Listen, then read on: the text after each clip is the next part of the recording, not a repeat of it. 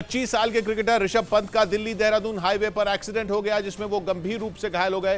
हादसा तब हुआ जब वो दिल्ली से खुद कार चलाकर उत्तराखंड के रुड़की में मौजूद अपने घर जा रहे थे।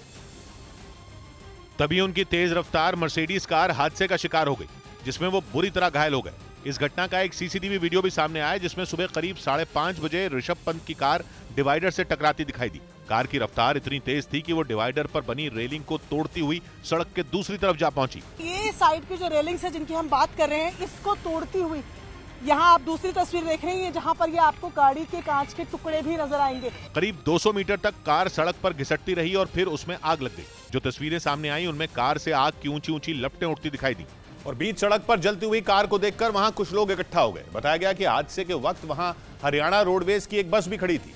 इसके अलावा वहां 2 बाइक सवार भी मौजूद थे, जिन्होंने फौरन जलती हुई कार के शीशे तोड़कर ऋषभ पंत को बड़ी मुश्किल से बाहर निकाला। 2 बंदे बाइक वाले थे, फिर काफी हो गए थे, तब उन्होंने निकाल लिया गाड़ी शीशा तोड़ के। उनको गाड़ी में उस समय आग लगी हुई थी, आग लगी हुई थी। गाड़ी से ऋषभ पंत किसी तरह बाहर तो आ गए, लेकिन वो बुरी तरह घायल थे। वहां से जो तस्वीरें सामने आई उनमें एक तस्वीर में उनका चेहरा खून से सना दिखाई दिया। इसी तरह की एक दूसरी तस्वीर में 2 लोग उन्हें जमीन से उठाने और संभालने की कोशिश करते नजर आए। यहाँ गाड़ी में आग लग चुकी है। ये बंदा बेचारा देखो एक्सीडेंट हो गया सुबह। इस भयानक हादसे में ऋषभ पंत बाल बाल बच गए, लेकिन वो बुरी तरह घबराए हुए थे। हालांकि बाद में उन्होंने वहां मौजूद लोगों को अपना नाम बताया, जिसके बाद फौरन हादसे की जानकारी पुलिस को दी गई।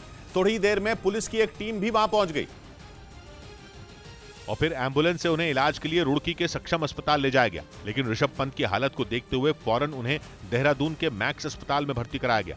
इस हादसे में ऋषभ पंत को काफी चोटें आईं। उनके सिर, पीठ, पैर और हाथ में चोट लगी है। डॉक्टरों की एक टीम लगातार उनकी निगरानी कर रही है। खुद मुख्यमंत्री पुष्कर सिंह धामी ने अधिकारियों से उनकी हालत की जानकारी ली। हम पूरी उनकी निगरानी कर रहे हैं, सभी से मैं स्वयं जानकारी ले रहा हूं। इलाज में जुटे डॉक्टरों का कहना है कि ऋषभ पंत की हालत खतरे से बाहर है, लेकिन उन्हें पूरी तरह से ठीक होने में काफी वक्त लगेगा। पुलिस के मुताबिक ऋषभ पंत देर रात दिल्ली से रुड़की जाने के लिए निकले थे और कार में उनके साथ कोई भी मौजूद नहीं था।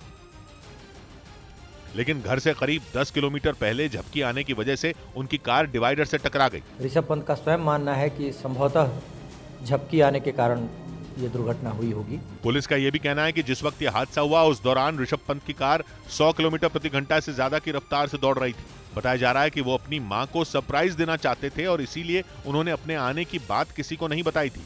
लेकिन घर पहुंचने से पहले ही ऋषभ पंत का एक्सीडेंट हो गया। प्रधानमंत्री नरेंद्र मोदी ने उनकी मां से बात कर उनके स्वास्थ्य की जानकारी ली।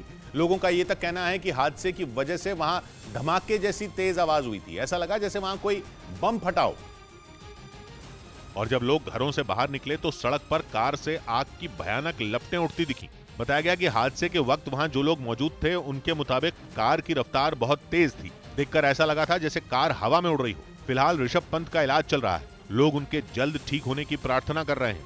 कई क्रिकेटरों ने भी ट्वीट कर इस हादसे पर दुख जताया और उनके जल्द मैदान में लौटने की कामना की। वहीं उत्तराखंड सरकार ने ऋषभ पंत के घर वालों को इलाज के लिए हर मुमकिन मदद का भरोसा भी दिया।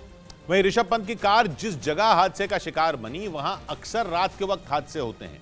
न्यूज 18 पर इस हादसे की खबर दिखाए जाने के बाद रुड़की प्रशासन हरकत में आ गया और हादसे वाली जगह पर पीली पट्टी वाला एक साइन बोर्ड लगा दिया गया। जिस जगह ऋषभ पंत की कार हादसे का शिकार हुई वहां हाईवे पर एक कर्व है, यानी हाईवे वहां से मुड़ता है।